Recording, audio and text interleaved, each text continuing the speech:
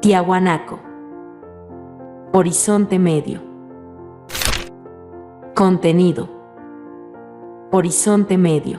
Espacio geográfico. Economía. Política. Línea de tiempo, sucesos universales. Tecnología agrícola en el altiplano, los Suca-Coyos. Religión. Manifestaciones culturales. A. Arquitectura. Acapana. Calasasaya.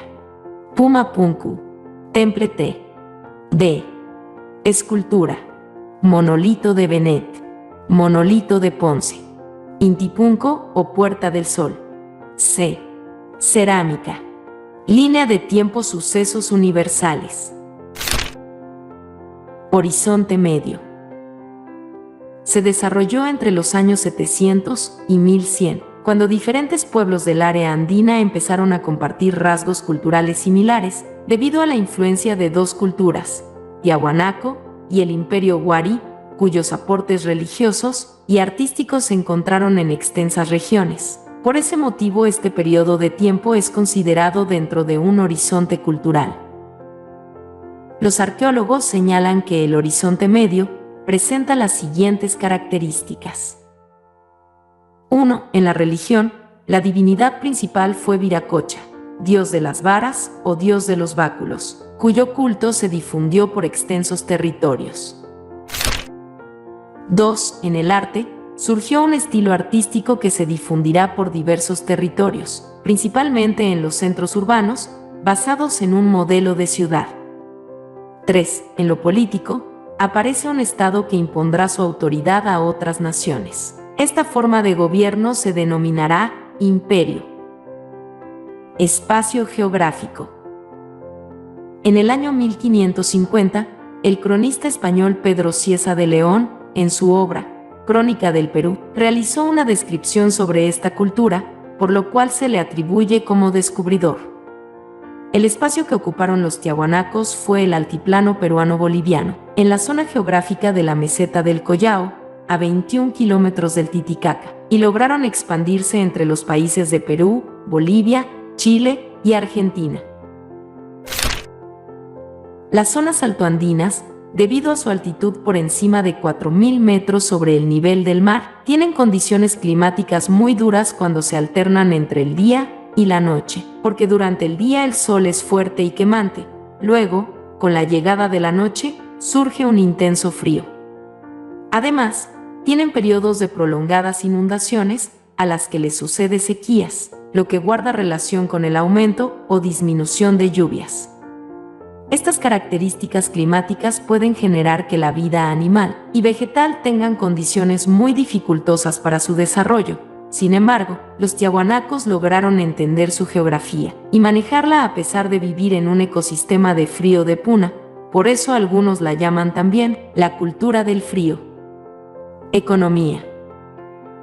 Para poder sobrevivir al duro clima de su medio geográfico, los tiahuanacos desarrollaron sus medios y técnicas para conseguir sus productos, haciendo uso de la agricultura, ganadería y los intercambios de productos.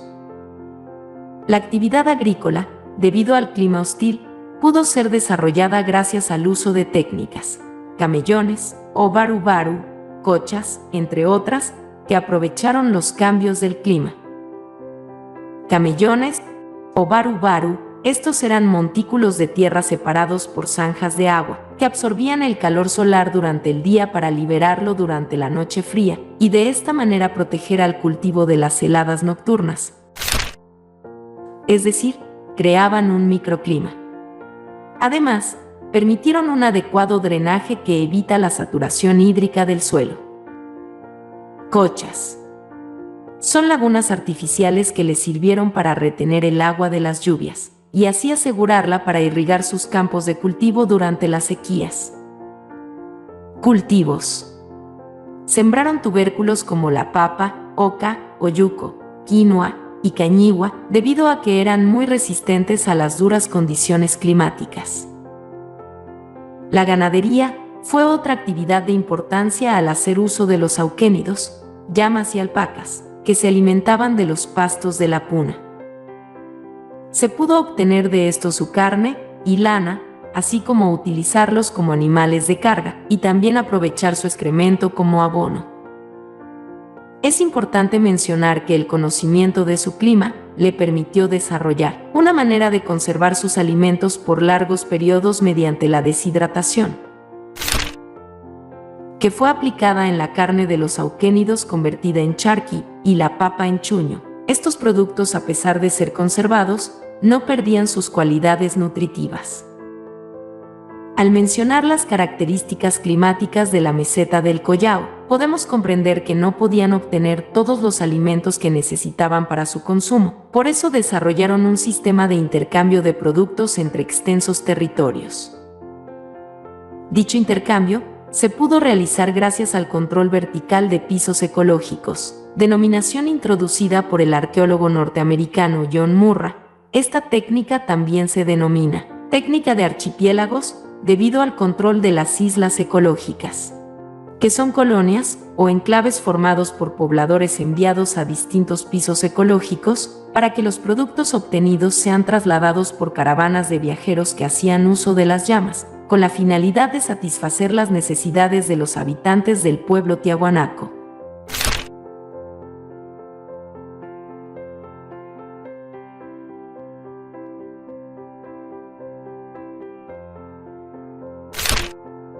Política. Algunos arqueólogos señalan que los tiahuanacos lograron el intercambio de productos mediante la conquista de territorios, pero no recurrieron al uso de la fuerza militar, sino que utilizaron la economía y la política, es decir, fueron un estado colonizador. Los pobladores se trasladaban desde el núcleo central rumbo a otros pisos altitudinales y establecían colonias o enclaves en las cuales se dedicaban a obtener los recursos que no podían obtener en la meseta del Collao. A cambio de estos recursos, exportaban su cerámica y sus productos textiles, difundiendo así su estilo artístico y culto religioso. Así pudieron tener contacto con los huaris. Tecnología agrícola en el altiplano, los Suca-Coyos. Para enfrentarse a los problemas climáticos que limitaban la agricultura en la zona del lago Titicaca, los tiahuanacos desarrollaron varias técnicas e infraestructuras que les permitieron no solo superar las inconvenientes variaciones climáticas, sino también aumentar la producción agrícola. Construyeron cochas, lagunas artificiales que sirvieron para retener el agua de las lluvias y asegurar el cultivo en tiempos de sequía. Utilizaron, además, los Suca-Coyos, también conocidos como camellones, campos elevados o baru-baru, las cuales eran plataformas artificiales que aseguraron el buen drenaje del terreno. Los campos de Coani son una muestra de la compleja organización de sistema de canales que se desarrolló en el altiplano. Asimismo, los Suca-Coyos se caracterizaron por estar rodeados de canales o zanjas que alcanzaron 1,50 metros de altura, 1,20 metros de ancho y una longitud de 100 metros. Estas zanjas de agua absorbían el calor durante el día y lo liberaban durante la noche, proceso que servía para proteger los cultivos durante las heladas nocturnas. La eficacia de los camellones garantizó una elevada producción en la región. Línea de tiempo: sucesos universales. Egipto se convierte en provincia romana. 30 a.C. Se funda el Imperio Gupta en la India. 320 después de Cristo. Árabes invaden India. 711 después de Cristo. Se perfecciona la pólvora. 1000 después de Cristo. Religión. Tiahuanaco fue conocida como la Ciudad del Sol o Ciudad de los Dioses, y es considerada como un centro ceremonial y urbano. Como ya mencionamos, la extensión que tuvo Tiahuanaco se produjo desde su centro urbano, con la creación de colonias en los pisos ecológicos. Para lograr con éxito su expansión, los tiahuanacos utilizaron la religión como medio de cohesión para de esta manera administrar otros territorios sin necesidad de recurrir a la guerra. Es por ese motivo que difundieron el culto de Viracocha, dios de las varas o dios de los báculos. Es importante mencionar que la iconografía de la imagen de Viracocha se observó antes en culturas previas, como el obelisco Tello, en Chavín. Manifestaciones culturales. Los tiahuanacos nos han dejado un gran legado en cada una de sus manifestaciones artísticas, las cuales presentan las siguientes características. A. Arquitectura. Su legado permite considerarlos como los más hábiles constructores en el territorio andino. Estas construcciones presentan una cuidadosa planificación y se caracterizan por sus grandes dimensiones. La piedra fue el material que utilizaron, y para asegurar las piedras de los muros de sus construcciones, las unieron con grapas de bronce, cobre y estaño. Sus construcciones más importantes son parte del complejo arquitectónico de Tiahuanaco, con un área aproximada de 4 kilómetros cuadrados que ocupa los centros urbanos siguientes. Acapana. De forma piramidal con terrazas, construida sobre una elevación natural. Sus dimensiones son 180 metros de largo por 15 metros de altura. Es la construcción más grande de Tiahuanaco. Calasasaya. Templo construido con piedras de 5 metros de altura. Este centro ceremonial mide 126 metros de largo por 117 metros de ancho. En el medio presenta un gran patio rectangular hundido, templo subterráneo, el cual se accede descendiendo por una escalinata de 6 peldaños. En su interior se ubicó el monolito Ponce y se encontró la portada del Sol. Puma Punku. También conocida como Puerta del Puma, es una construcción que presenta plataformas para los arqueólogos, posiblemente tuvo forma de pirámide tronca. Temple T. Es un templo semisubterráneo cuyo patio ceremonial se encuentra 2 metros por debajo del nivel del suelo. Sus muros en el interior se encuentran decorados por cabezas enclavadas labradas en piedra caliza. Cabe destacar que todas las cabezas son distintas, porque estarían representando rasgos de las diversas etnias. D. Escultura. Elaboraron grandes esculturas de piedra, muchas de ellas talladas en un solo bloque de piedra, por ejemplo, Monolito de Bennett.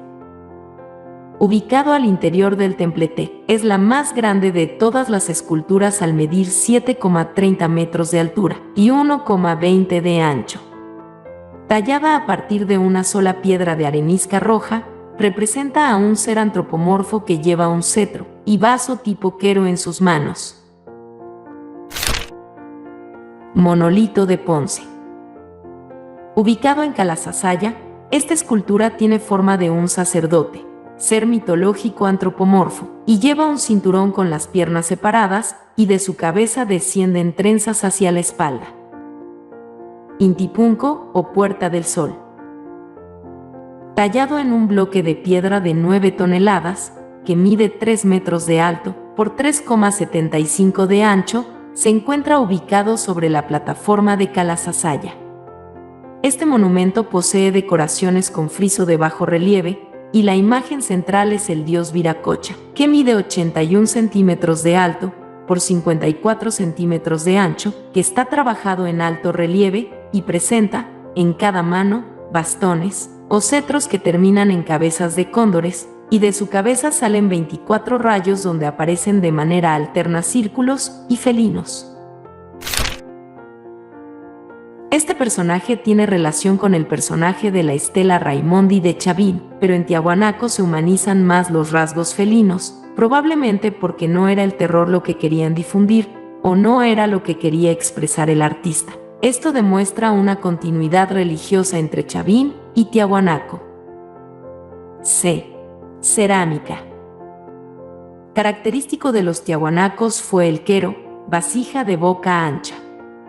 Era polícroma, combina negro, rojo, blanco, predominando el anaranjado. En ella se representaban figuras geométricas, zoomorfas y antropomorfas. Algunos presentan formas de cabeza de felino o camélido en uno de sus lados. Línea de tiempo: sucesos universales. Inicio de la Tercera Guerra Púnica. 149 a.C. Edicto de Milán. 313 después de Cristo. Tratado de Verdún. 843 después de Cristo. Los capetos gobiernan Francia. 987 después de Cristo.